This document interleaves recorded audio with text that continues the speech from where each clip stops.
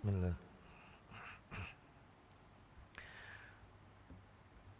Assalamualaikum warahmatullahi wabarakatuh. Alhamdulillah alladzi bi ni'matihi tatimmus shalihat. Wa ashhadu an la ilaha illallah wahdahu la syarika lah. Wa ashhadu anna Muhammadan abduhu wa rasuluh. Ya ayyuhalladzina amanu ittaqullaha haqqa tuqatih wa la tamutunna illa wa antum muslimun. Amma ba'du. Fa inna asdaqal hadisi kitabullah wa khairal hadi hadi Muhammadin sallallahu alaihi wasallam wa syarral umuri muhdatsatuha wa kullu muhdatsatin bid'ah wa kullu bid'atin dhalalah.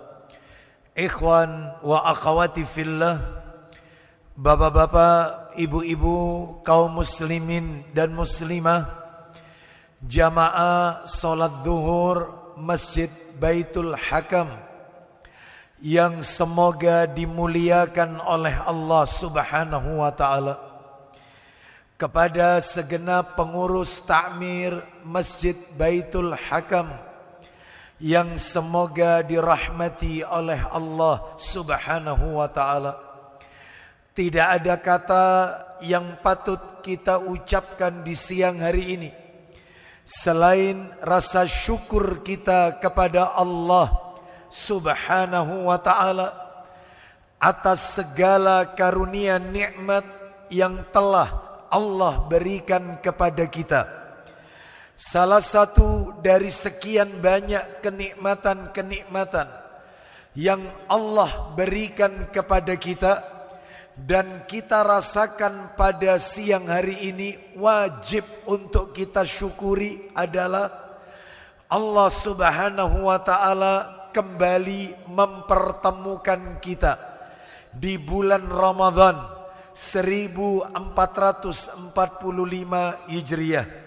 Semoga seluruh amalan-amalan ketaatan yang kita lakukan di bulan Ramadan ini, baik amalan yang sifatnya wajib maupun yang sunnah, semuanya diterima dan diridhoi oleh Allah Subhanahu wa ta'ala.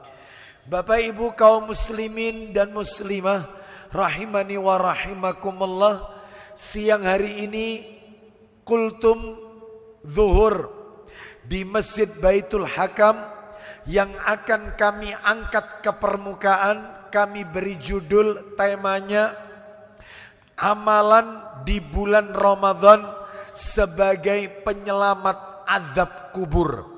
Amalan di bulan Ramadan sebagai penyelamat azab kubur. Bapak ibu sekalian rahimani wa rahimakumullah, berangkat dari hadis yang diriwayatkan oleh At-Tabrani. Hadis ini termaktub dalam kitab Sahih Targhib wa Tarhib di nomor hadis 3561, dan hadis ini pula disahihkan oleh Syekh Albani rahimahullah. Bersumber dari sahabat Abu Hurairah radhiyallahu an, dia berkata, Rasulullah sallallahu alaihi wasallam beliau bersabda, innal mayyita idza wudi'a fi qabrihi innahu yasma'u khafqa ni'alihim hina yuwalluna mudbirin. Yang artinya, sesungguhnya jika mayit sudah diletakkan di dalam kubur, Jadi jenazah kalau sudah diletakkan di dalam liang lahat, dimiringkan menghadap kiblat, ditutup dengan papan, diuruk dengan tanah, maka mayit tersebut bisa mendengar suara derap kaki orang yang mengantarkannya saat kembali pulang. Mayit bisa mendengar suara derap kaki orang yang mengantarkannya saat pengantar jenazah, pengantar mayit itu berbalik kembali ke belakang. Lalu apa yang terjadi? Faida kana mu'minan, apabila mayit itu seorang mukmin. Mudah-mudahan yang dimaksud di dalam hadis ini kita yang ada di majelis ini. Semoga kelak Allah wafatkan kita dalam keadaan husnul khatimah. Kita lanjutkan hadisnya. Fa in kana mu'minan, jika mayit itu seorang mukmin, kanatis salatu inda ra'sihi, maka solat yang pernah dia kerjakan semasa hidupnya diletakkan di atas kepala mayit. Jadi semua solat 5 waktu yang kita lakukan seumur hidup kita, maka itu diletakkan di atas kepala jenazah. Lalu kemudian Nabi melanjutkan, wa kana siyamu an yamini, puasa Ramadan yang kita kerjakan diletakkan di kanan mayit. Jadi bukan hanya puasa Ramadan, termasuk puasa-puasa sunnah, saum-saum sunnah, Senin Kamis, Ayamul Bid, puasa Asyura, Arafah, 6 hari di bulan Syawal, puasa Daud, sehari puasa sehari tidak. Semua puasa yang wajib maupun yang sunnah diletakkan di kanan mayit. Hadis belum kelar. Wa kanatiz zakatu an shimalih, zakat yang pernah dia tunaikan, zakat ya, bukan sedekah, zakat, baik itu zakat mal maupun zakat fitrah atau zakat fitri, diletakkan di samping kiri mayit. Lalu Nabi menutup hadis ini, yaitu sambil Nabi bersabda, wa kana fi'lul khairati minas sadaqah was salah wal ma'rufi wal ihsani ilan nasi inda rijlaihi, dan perbuatan-perbuatan yang baik yang lain seperti sedekah, beda dengan zakat. Sedekah tidak identik dengan uang atau materi. Bahkan senyum kita kepada saudara kita itu juga bagian dari sedekah. Saya ulang, sedekah, solat sunnah. Berarti solat sunnah yang kita lakukan, ya taraweh, ya witir, ya qobliyah, ba'diyah, solat sunnah isyraq, solat sunnah tahiyatul masjid, solat sunnah duha, solat sunnah di makom, di belakang makom Ibrahim bagi kita yang menunaikan umrah ataupun haji setelah tawaf, solat sunnah gerhana matahari, solat sunnah gerhana bulan, kusuf dan khusuf, solat sunnah istisqa minta hujan, solat sunnah istikharah, solat sunnah taubat, solat sunnah setelah wudhu, ba'da wudhu.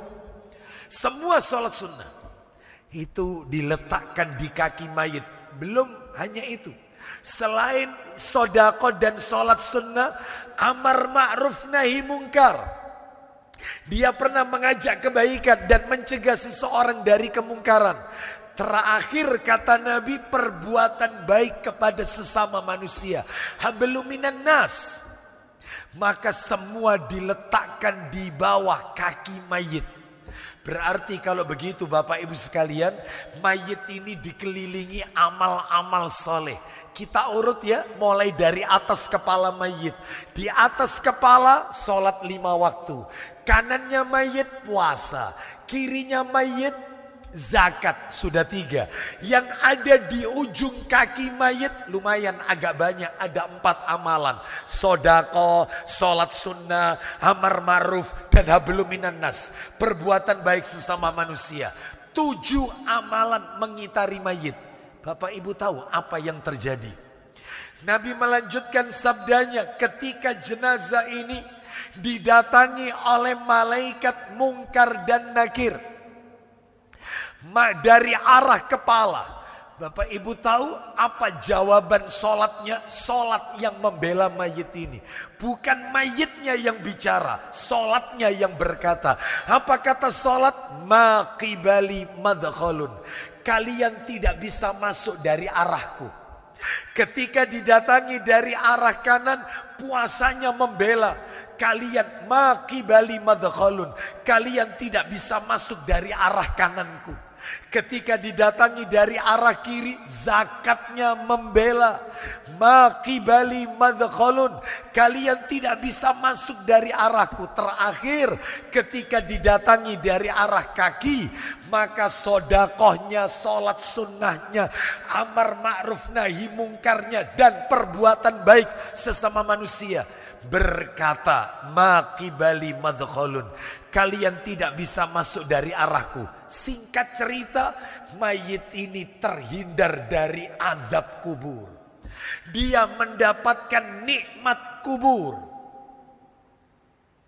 Bapak Ibu sekalian rahimani wa rahimakumullah. Saya yakin Bapak Ibu dalam hati pasti bertanya, terus korelasinya sama Ramadan apa Ustadz? Sebelum saya tunjukkan korelasi hubungannya dengan materi kita di bulan Ramadan ini, saya akan tambahkan redaksi lain. Hadisnya mirip tapi ada sedikit perbedaan redaksi. Riwayatnya sama, riwayat At-Tabrani. Sahabatnya sama dari Abu Hurairah radhiyallahu an, dia berkata, Rasulullah sallallahu alaihi wasallam bersabda, begini redaksinya.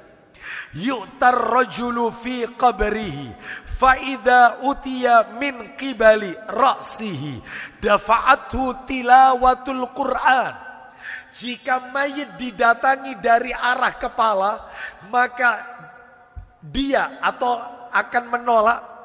Jadi malaikat ini akan ditolak dengan tilawah Al-Quran. Bacaan Al-Quran yang ia baca semasa hidupnya. Kalau tadi redaksi pertama kan yang di atas kepala sholat. Ini ada tambahan bacaan Al-Quran. Diletakkan di atas kepala mayit. Lalu Nabi melanjutkan. Wa idza utiya min qibali yadayhi dafa'atu as-sadaqah. Jika didatangi dari arah depan, maka dia akan ditolak dengan sedekah. Sedangkan panjenengan tadi di hadis riwayat pertama, sedekah ada di ujung kakinya mayit. Redaksi kedua di depan mayit. Sama-sama sedekah intinya. Lah yang terakhir penutup tambahan satu lagi. Apa kata Nabi? Wa idza utiya min qibali rijlaihi dafa'atu masyuhu ilal masajid. Ketika didatangi dari arah kaki, maka dia akan tertolak, dia akan menolak, ya. Yaitu dengan langkah kakinya yang pernah ia gunakan menuju masjid. Jadi dia didatangi dari arah kakinya, dia akan ditolak oleh langkahnya menuju masjid-masjid. Berarti kalau begitu kesimpulannya Bapak Ibu, hadis ini kalau kita ringkas, 9 amalan mengitari jenazah. Dan itulah penolak azab kubur. Apa itu? Kita urut dari atas kepala. Yang di atas kepala ada 2 amalan. Sholat fardu sama bacaan Al-Quran. Yang di kanan mayit puasa. Kiri mayit zakat. Yang ada di ujung kakinya mayit ada 5 amalan. Apa saja itu? Kita lanjutkan. Sedekah, sholat sunnah, perbuatan amar ma'ruf nahi mungkar, perbuatan baik sesama manusia, dan yang terakhir barusan langkah kakinya menuju masjid. Inilah 9 amalan penolak azab kubur. Terus sekarang korelasinya apa dengan bulan Ramadan? Pak, Bu, maaf. Coba kita merenung 9 amalan ini semuanya kita lakukan di bulan Ramadan ini. Kita urut dari atas ya, sholat 5 waktu. Jangankan Ramadan, selain Ramadan kita kan ya sholat 5 waktu. Karena termasuk rukun Islam yang kedua setelah syahadat, wajib hukumnya. Bukan hanya Ramadan. Terus yang ada di atas kepala mayat tilawah Quran. Jelas bulan yang kita diperintahkan mengoptimalkan beribadah adalah membaca Al-Quran. Karena Al-Quran diturunkan di bulan Ramadan. Jadi tadarus panjenengan, hafalan Quran Bapak Ibu sekalian, itu yang nanti diletakkan di atas kepala kita saat kita menghadap Allah Azza wa Jalla. Lalu yang ada di kanan mayat puasa. Kita akan lagi jalankan puasa sekarang. Bahkan nanti setelah Ramadan 6 hari di bulan Syawal menanti kita. Bukan hanya 6 hari, Senin Kamis sudah menanti kita setelah Ramadan. Dan Ayamul Bid sebulan 3 hari itu juga menanti kita nanti setelah Ramadan. Diletakkan di kanannya mayit. Yang ada di kirinya mayit zakat. Zakat mal, zakat fitrah. Bukankah nanti di akhir Ramadan kita bayar zakat fitrah? Kan Ibnu Abbas radhiyallahu anhuma pernah berkata, faradha Rasulullah sallallahu alaihi wasallam zakatal fitri tuhratan lisaimi minal lagwi warrafas. Rasulullah SAW mewajibkan zakat fitrah bagi orang yang berpuasa untuk mensucikan dari perbuatan perkataan yang sia-sia, yang kotor, jorok dan seterusnya. Baik, zakat kita tunaikan. Yang ada di bawah kakinya mayit itu juga kita lakukan di bulan Ramadan. Apa saja tadi? Sedekah. Bukankah kita memberi makan buka puasa kepada mereka yang berpuasa? Nabi kan bersabda, man fattara shaiman kana lahu mislu ajrin. Siapa yang memberikan buka puasa, sedekah ini kepada orang yang berpuasa, dia mendapatkan pahala seperti orang yang berpuasa itu. Makanya Bapak Ibu jangan pernah meremehkan air mineral. Jangan.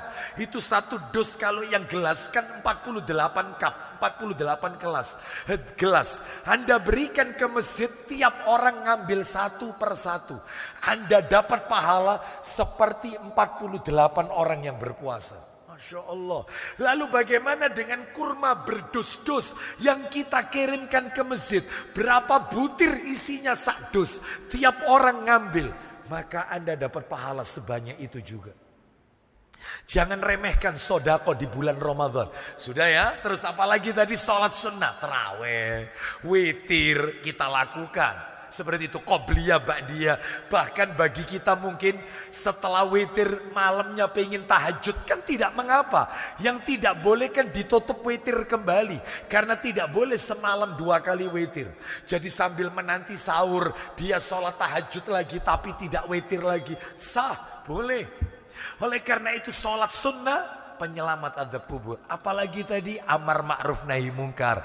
Kita juga mengajak orang untuk berbuat kebaikan, mencegah dari kemungkaran. Termasuk tadi yang kita dengarkan, berbuat baik sesama manusia. Hablum minan nas. Dia nggak punya masalah sama teman sekantor. Dia tidak punya masalah di masyarakat. Kehadiran dia di masyarakat dinanti oleh banyak orang. Bahkan disukai oleh banyak orang. Lisannya tidak pernah menyakiti hati orang. Masya Allah. Terakhir melangkahkan kaki ke masjid. Nah, ini semua penyelamat adab kubur. Kemarin ada yang tanya kepada saya, Ustadz, saya ini kalau ke masjid itu bukan melangkahkan kaki, naik kendaraan. Apakah itu juga tercatat? Yang tertulis itu langkah kaki, bukan perputaran roda. Lah terus kalau rumah saya jauh gimana? Silakan Anda ke masjid naik motor, naik kendaraan.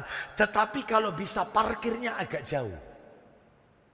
Parkirnya agak jauh. Sehingga keluar dari kendaraan tetap jalan kaki ke masjid.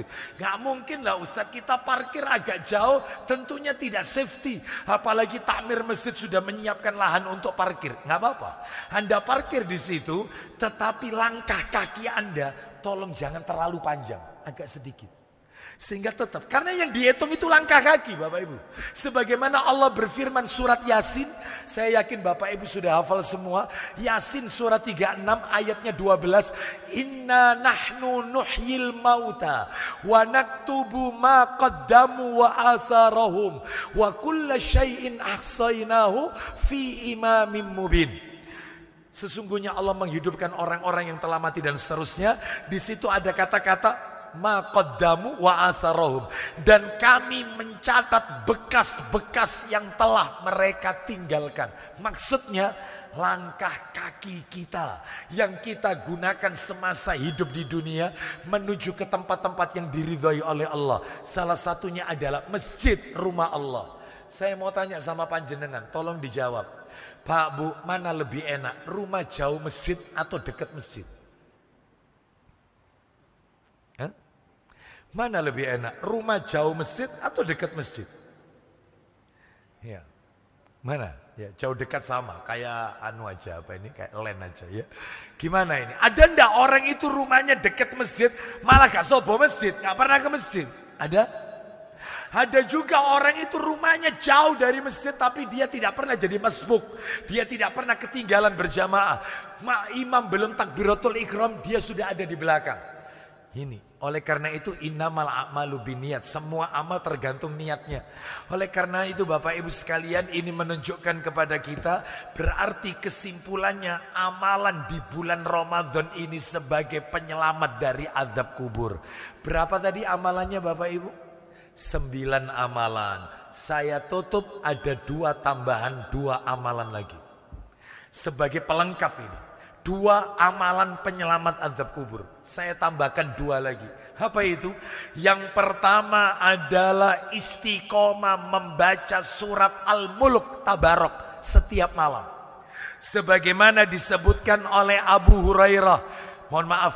Dari Abdullah bin Mas'ud radhiyallahu an, dia berkata, riwayatnya riwayat An-Nasa'i ya, bahwasanya dia berkata, man qara'a tabarakalladzi biyadihil mulku wa huwa ala kulli syai'in qadir kulla lailatin mana'ahu Allahu azza wa jal biha min adzabil qabri. Siapa yang membaca Tabarak surat Al-Mulk, jumlahnya 30 ayat, awal juz 29, surat nomor 67, setiap malam, maka surat itu akan menjadi penghalang dari azab kubur. Makanya yang istiqomah tiap malam baca Al-Mulk Tabarok. Jadi nama lainnya Al-Mulk itu banyak. Al-Mulk, surat Tabarok, terus kemudian surat Al-Mani'ah, surat penyelamat penolak azab kubur. Bapak Ibu sekalian, ini yang nomor 10, yang terakhir, yang ke-11 dari total amalannya penyelamat azab kubur yang bisa kami sampaikan karena mengingat waktunya. Yang terakhir adalah yaitu yang ke-11, menjaga lisan, maaf, dan menjaga kemaluan.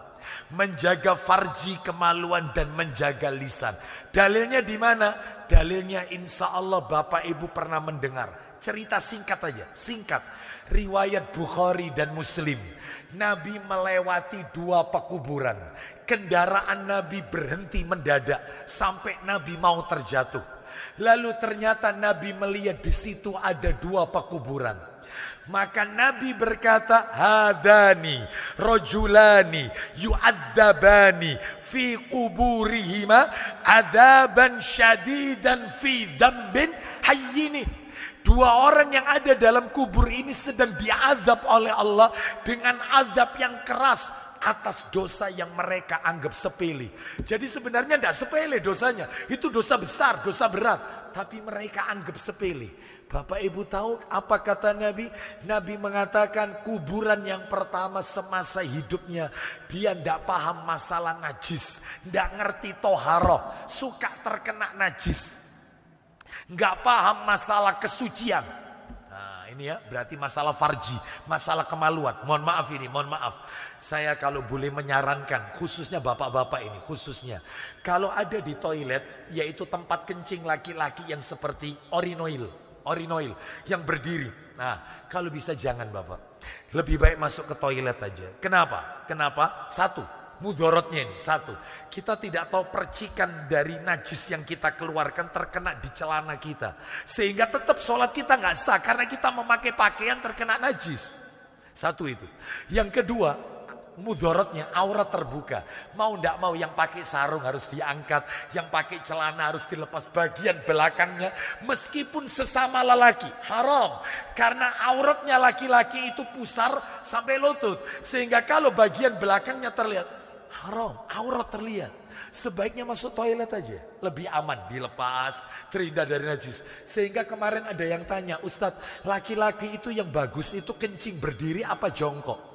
Kalau Aisyah radhiyallahu anha pernah ditanya, Aisyah itu sampai bersumpah, demi Allah, aku tidak pernah melihat Rasul itu kencing berdiri.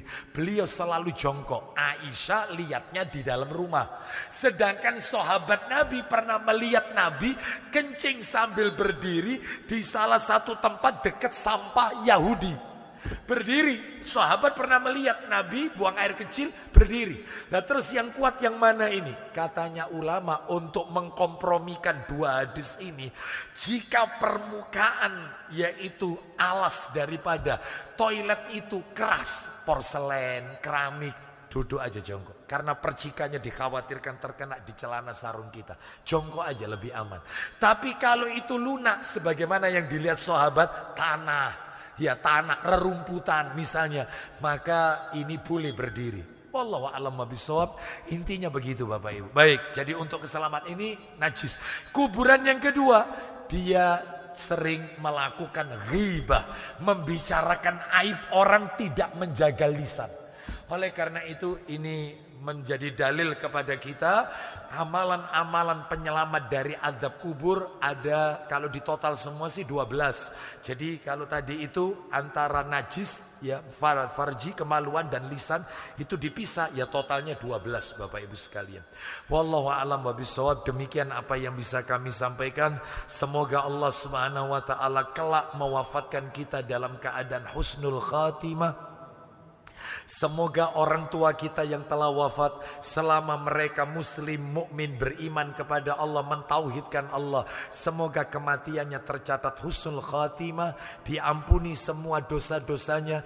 Dan tentunya kita berdoa di bulan yang mustajab ini, semoga kelak di hari kiamat Allah pertemukan kita dengan keluarga kita yang telah wafat di surga Allah yang kekal nan abadi. Demikian yang bisa kami sampaikan. Semoga menjadi tambahan ilmu yang bermanfaat. Dan akhirnya kita tutup dengan kafaratul majlis. Wassallallahu ala nabiyyina wa ala alihi wa sahbihi wasallam. Subhanakallahumma wa bihamdika asyhadu an la ilaha illa anta astaghfiruka wa atubu ilaik. Wa akhiru da'wana anil hamdulillahi rabbil alamin. Assalamualaikum warahmatullahi wabarakatuh.